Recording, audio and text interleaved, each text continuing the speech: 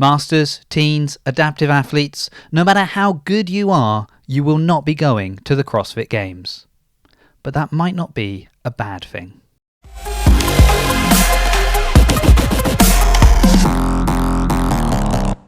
Among the many changes coming to the CrossFit Games next year, probably one of the biggest has been the recent announcement regarding the age group and adaptive divisions. Whereas once upon a time we would see them competing at the CrossFit Games, admittedly if we wanted to see them this year on the live stream, we needed to have pretty good vision. And it's also true that for the adaptive division, it's always been a little bit different, with only a few of the divisions going to compete in person at the Games, whereas the others were crowned during the online portion of the competition. But now we have a big change. CrossFit has announced partnerships with 3 competitions, so we can have one for the teens, one for the masters, and one for the adaptive division. This will enable more athletes to compete in a live in-person final, but it does mean they won't be going to the CrossFit Games. And we can probably understand how they feel about this. For example, 2022 CrossFit Games Masters champion Ali Crawford said it feels like the end of an era for top-performing Masters athletes. And yes, while it may feel like the end of an era, is that necessarily a bad thing? And what questions should we be asking? So let's address the big issue. It's not the CrossFit Games, and that matters. To be able to say you are a CrossFit Games athlete is a big deal. On top of that, it's the experience as a whole, going there all together to the same competition, rubbing shoulders with all these different athletes, warming up on the same barbell. It's a truly unique experience. In fact, when we think about athletes that are traveling from overseas, well, they're willing to pay for that experience. Do they want to pay that same amount of money just to attend another Masters competition?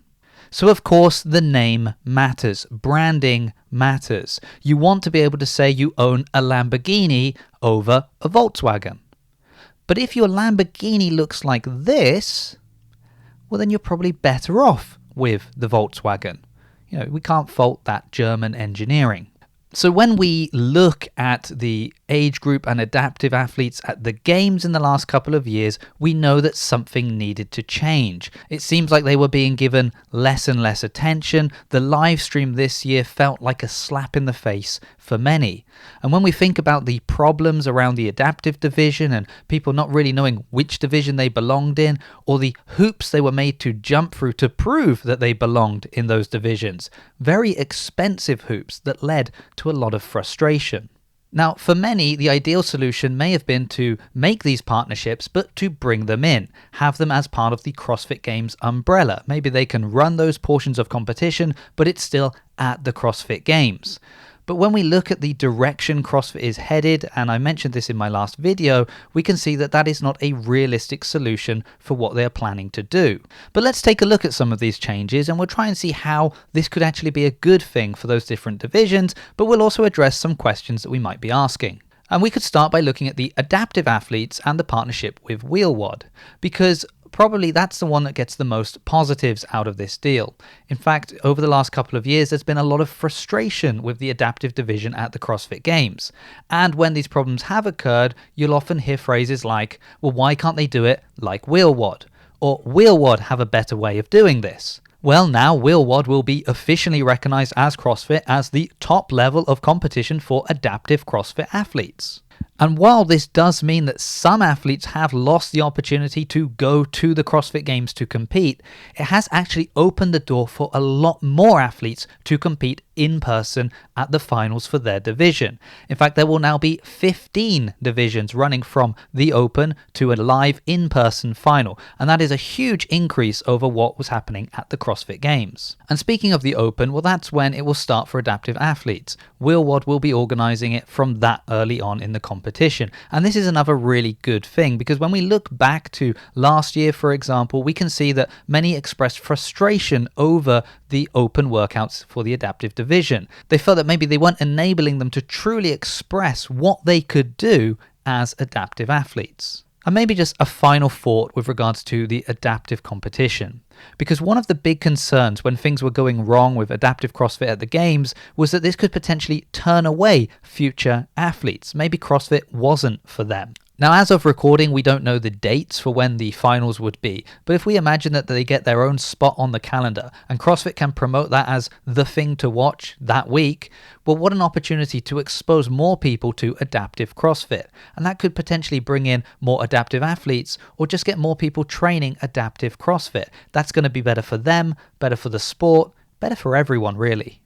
And now, what about the age groups? Well, let's just lump together teens and masters, even though they have two different in-person competitions. The teens will be going to Pit Throwdown and the masters have the Masters Championships. So for both, the journey begins the same way it has in recent years, through the CrossFit Open. They'll sign up for the Open, they'll do those stages of competition, the difference being that now more people will be able to go to an in-person final, whether that be the Pit Throwdown for teens or the Legend Championships for the masters. Now, of course, one big difference for these two groups is that teens potentially in the future, as they get older, could qualify to go to the CrossFit Games.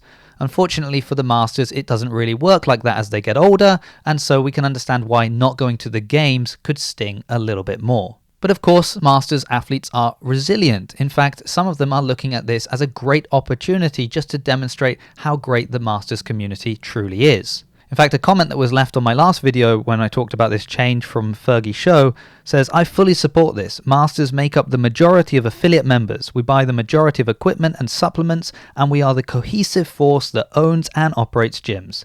If we coalesce and make our Masters Championship focused on the community with a festival feel and get away from trying to be games light, we will make it one of the premier events." And I think that is a great way to look at this change. So we know statistically that Masters make up more than 50% of signups for the Open. Now, it will be interesting to see how that translates to spectators at these events.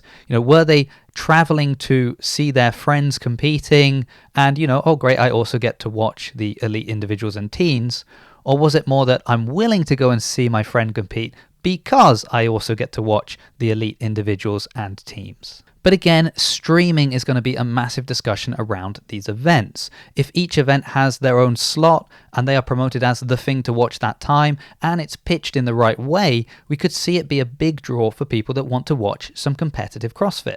Because if we're honest, apart from the terrible streaming quality that we saw this year, in general, it's very difficult to watch all of these different athletes competing. There is only so many hours in the day. If we've got to watch teens, masters, adaptive athletes, elite individuals, elite teams, go to work, spend time with our family, go and train ourselves. There's only so much we can fit in. Spreading it out through a month, for example, would make it easier to follow the different levels of competition, each one getting to be the star of their particular show. For example, with the teens, it might be, this week I want to watch Pit Throwdown because the future of CrossFit is there. I want to see these teens as they're coming up through the ranks, so when they make it to the games in the future, I know what to expect. But it will be interesting to see how this might affect decisions that teen athletes make, if there's maybe the potential for them to qualify as an individual for the games, even though they still qualify for the teen competition.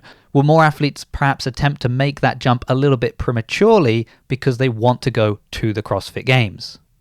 So a big question we might have about the Masters competition could be money. We've just said that over 50% of signups for the Open are Masters athletes. So will any of that money make its way over to the Legends competition?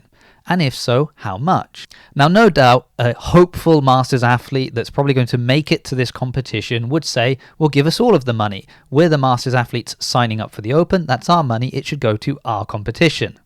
But we do need to factor in, of that more than 50% that are signing up for the Open, how many of them are signing up for the Open with no intention of going beyond the Open? Well, any athlete that scales a workout, for example. But then what do they want to see?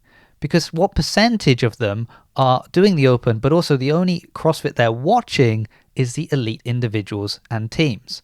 Well, there's no way to get those metrics, but if we could see those numbers, it's probably more than we'd like to admit. But even if that is how they feel now, it doesn't mean it can't change. A new competition, if it's not clashing with the CrossFit Games, but it's given its own space, and there's an opportunity to watch it on a good stream, well, that could draw more people, new fans, to Masters competition.